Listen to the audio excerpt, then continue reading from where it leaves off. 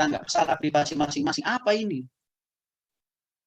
Seringkali suami dan istri, ya, itu punya hobi di masa-masa muda, di masa-masa kecil.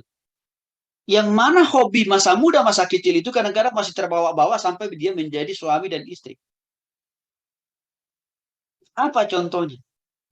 Si suami atau istri gemar senang sekali orang mangan, orang ngumpul. Artinya apa? Senang ikut reunian. Reunian dengan teman-teman alumni PAUD, TK, SD, SMP, SMA, sampai semua reunian dia ikuti. Nah, soalnya tidak mau mengajak suaminya, tidak mau mengajak istrinya. Berarti ada apa? Patut diduga, patut dicurigai. Si istri atau suami yang tidak mau mengajak suami atau istrinya reunian dengan teman-temannya sekolahnya. Berarti jangan-jangan mungkin ada mantan di tempat reunian itu. Artinya ada cinta yang belum kelar. Ini tidak boleh. Saya sudah menjumpai kasus-kasus dalam rumah tangga Kristen. Istrinya senangnya, hobinya reunian. SD, SMP, SMA, perguruan tinggi. Tapi suaminya dilarang. Rupanya usut punya usut. Karena dia ketemu dengan mantan-mantannya waktu SD, SMP, SMA, sampai mahasiswa. Apa yang terjadi? Akhirnya selingkuh. Dan lama-kelamaan hancur rumah tangga itu. Jadi ini tidak boleh dipertahankan. Kalau mau ngikutin reunian itu, ikutkan pasanganmu. Ikutkan istrimu, suamimu untuk membuktikan bahwa engkau tidak ada cindok di sana, cinta lokasi. Buktikan bahwa di reunian itu tidak ada niat, tidak ada maksud untuk mau berzina atau kembali kepada mantan. Itu. Atau yang paling baik, lebih baik nggak usah ikut reunian-reunian. Ya, karena itu sekarang jadi sumber masalah juga saya lihat itu. Ya, bangunlah komunikasi. Lebih baik reunian dengan suami sendiri kan, dengan anak-anak sendiri. Ngapain reunian dengan suami orang, istri orang yang berpotensi membuat saudara untuk selingkuh dan berzina. Ini juga menjadi salah satu yang membuat keluarga-keluarga Kristen hari ini hancur. Maka Roma pasal 12 ayat 9 mengatakan, hendaklah kasih itu jangan pura-pura, jauhilah jahat, lakukanlah yang baik. Jadi jangan, kalau waktu di rumah kita kelihatan sayang sama istri atau sama suami. Tapi waktu aja ajakan reunian, kita lebih menyediakan waktu, tenaga, dan pikiran untuk ikut reunian itu, lalu kita meninggalkan suami. Nggak benar ini. Pertanyaannya, siapa suami kita? Siapa istri kita? Teman-teman reunian itu, teman-teman alumni itu? Enggak kan?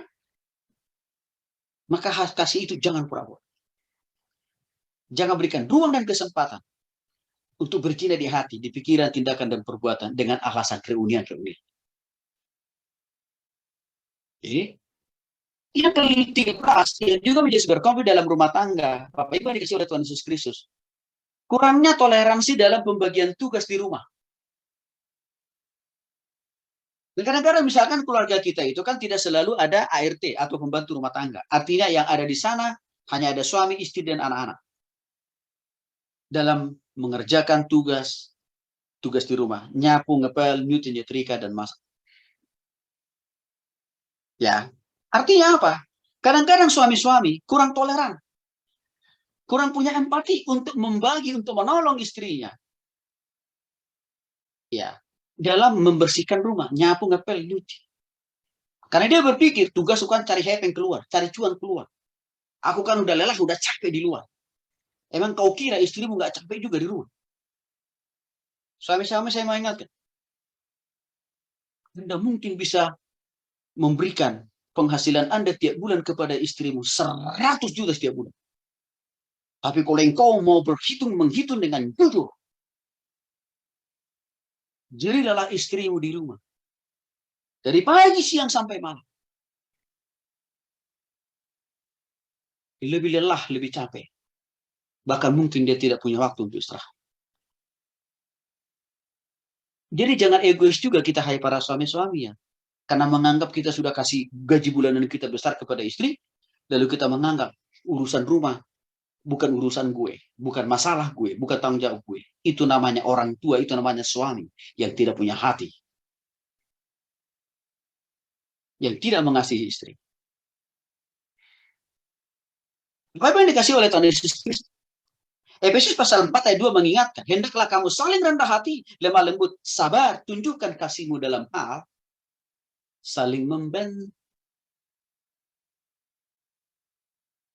Jadi, Bapak Ibu yang dikasih oleh Tuhan Yesus Kristus, mari kita suami-suami ini juga untuk punya empati. Meringankan beban tanggung jawab istri kita, apalagi kalau misalkan hari Sabtu, hari Minggu kan kita nggak kerja. Kenapa sih si dosanya kita bantu istri kita, minimal kita pegang sapu, kita nyapu, ngepel, nyapu, nyetrika. Bapak Ibu, saya tidak berteori. Saya tidak hanya jago khotbah, ini saya praktekin. Waktu 20 tahun yang lalu saya menikah, saya kasih contoh kepada istri saya. Walaupun di sisi lain saya harus sibuk melayani Tuhan, melayani orang-orang lain. Tetapi saya tetap memberikan waktu tenaga saya, meringankan, menolong istri saya dalam mengerjakan pekerjaan yang bisa saya lakukan di rumah. Apa contohnya? Saya tidak malu ngepel, saya tidak malu nyapu, saya tidak malu nyetrika, saya tidak malu juga nyuci baju, Bapak Ibu. Suami-suami, dengarkan ini. Dengan melakukan itu, saya tidak melihat harga diri saya jatuh menjadi satu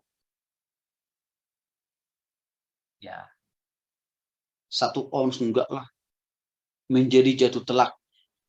Menjadi saya tidak dihormati oleh istri, enggak. Tapi istri makin lebih hormat, makin lebih sayang.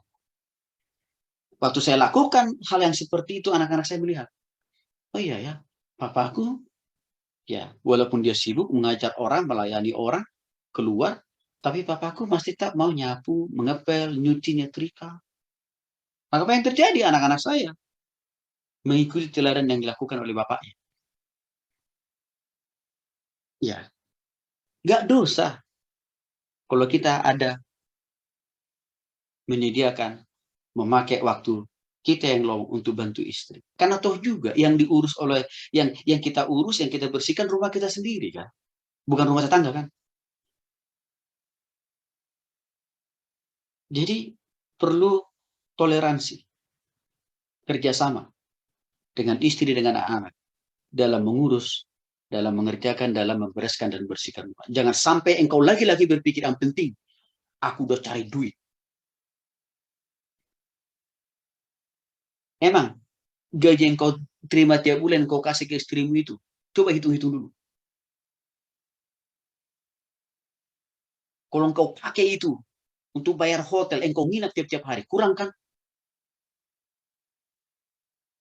Saya kadang-kadang, sering juga saya mendengar, hai suami-suami yang belum bertobat ini. Ya tapi kan saya Pak tadi sudah cari uang, sudah cari duit, udah capek. Masa sih saya nggak bisa hengkang kaki di rumah? Istirahat boleh. Tapi masa sih engkau suami-suami nggak punya hati meringankan beban istrimu? Apalagi tidak ada pembantu rumah tangga. Sombong itu namanya. Nggak layak jadi suami. Bertobat ya suami-suami yang berpikir begitu ya. Itu cara berpikir yang picik.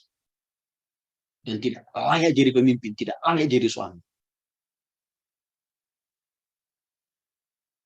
Ambil bagian. Bantu, tolong istri, pasangan dalam mengurus rumah tangga. Karena mungkin tidak ada orang lain yang membantu.